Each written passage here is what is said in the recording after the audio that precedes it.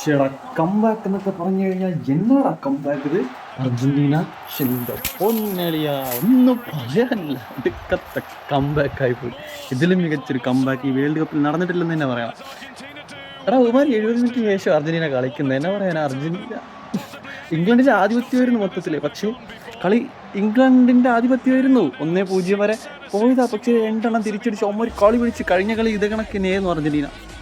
ഒന്നും പറയാനില്ല. മെസ്സിയുടെ അളന്നു മുറിച്ചുള്ള ക്രോസുകൾ, അസിസ്റ്റൻസ്. പക്ഷെ എൻ്റെ പൊന്നളിയ അർജന്റീന ഈ പോക്കാണെങ്കിൽ ഈ വേൾഡ് കപ്പും അടിക്കുമെന്ന് തന്നെ നമുക്ക് പറയാം. സ്പെയിനുമായിട്ടാണ് കളി.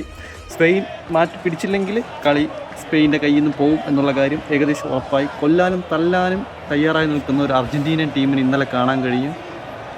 ഒന്നും പറയാനില്ല. അന്ധതയുടെ താഴ്വരയിൽ നിന്ന് ഞങ്ങളെ കരകയറ്റുന്നവൻ അനുഗ്രഹീതനാണ്. കാരണം അവൻ ടീമിന്റെ രക്ഷകനും വഴിതെറ്റിയ കുഞ്ഞാടുകളുടെ വഴികാട്ടിയുമാണ്.